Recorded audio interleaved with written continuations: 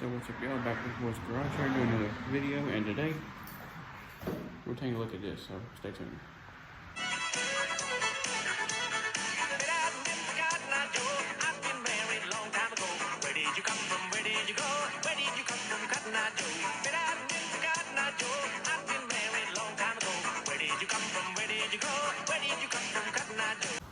Okay, so you can kind of hear the traffic going back and forth because I had to put this in the garage because I don't have anywhere to put it right now. But as you can see, I got me this here, which is a Yanmar YM2500 tractor, and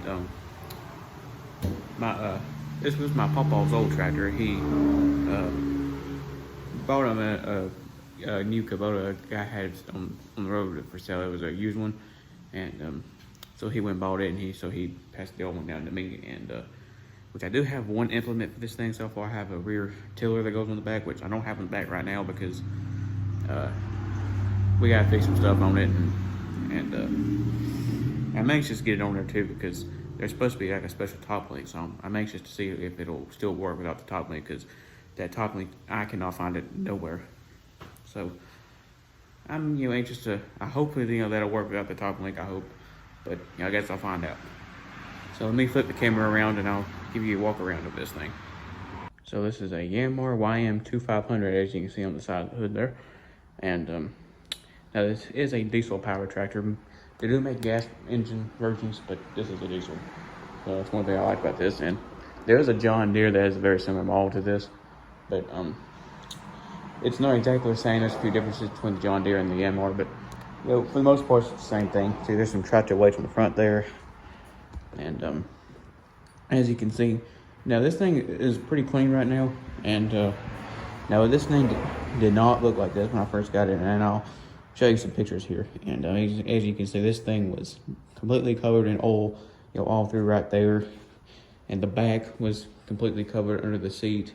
It was very oily, and so we pressure washed it, took care of all that mess. I was going to film that, but unfortunately I broke my tripod, so we glued it back on, but I don't know if it'll hold, so I gotta try and see. But see, now when you store the tractor, you're supposed to have the seat up. I just put it down so to show y'all. As you see, all that under there was covered. These have got to be replaced because they're all hard to mash down. These fenders, as you can see right here, this one and this one more so, are loose, and that's because these rubber things are completely gone, so we're gonna have to replace those and fix that. Now this thing was not on here when I got it. This is a PTO guard, and as you can see, there's your rear PTO underneath there. And now that's not completely on because the screws are too long, so I have to modify the screws a little bit. And now this top link is a new top link because the one that was on it was bent, so we went and bought a new one and replaced it. So here's your rear PTO engagement. This actually has two rear PTO engagements. You got this one right here and this one right here, which I think is for different speeds, I believe.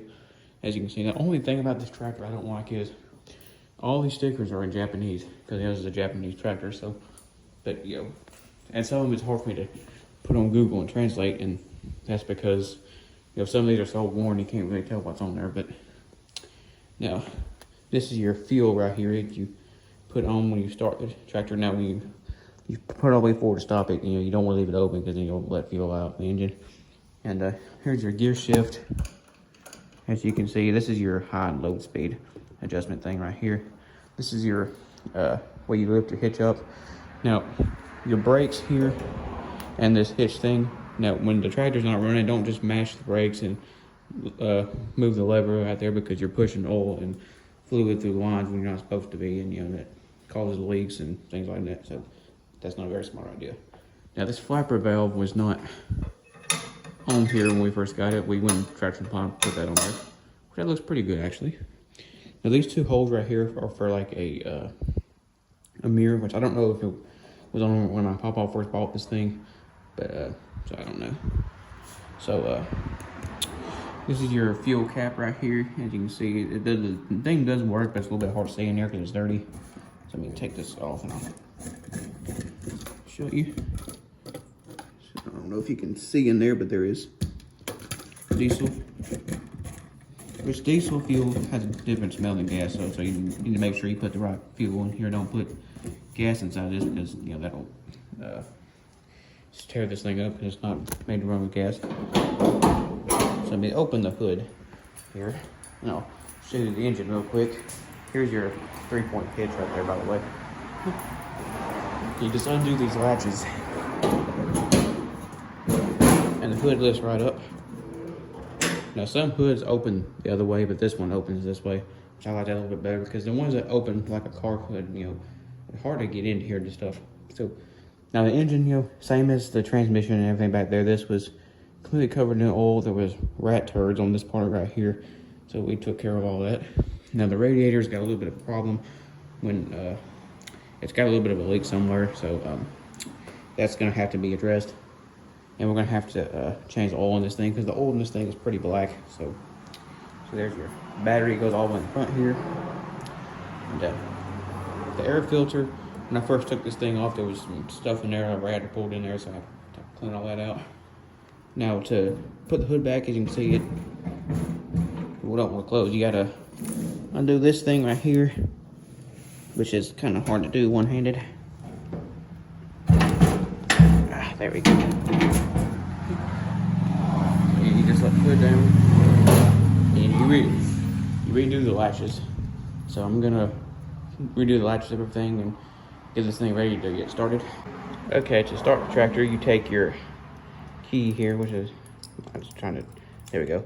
You take the key and you stick it in like so. So you got this cool keychain on mine too.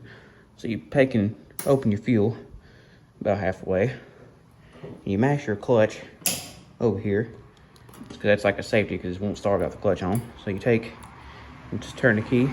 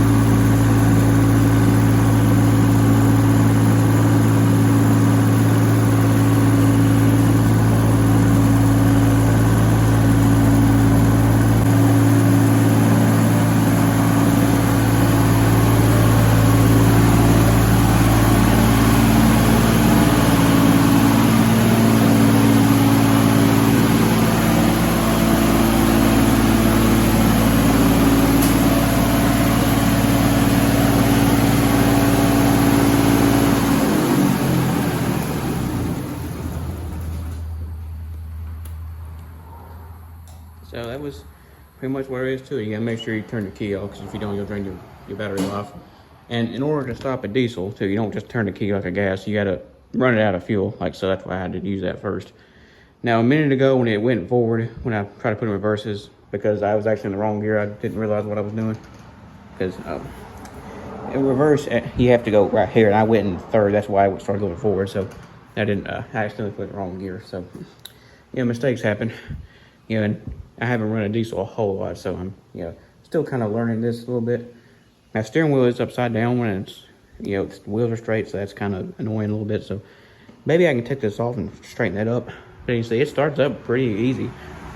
And now I can't run it for a while because it won't start running hot if I have it on too long.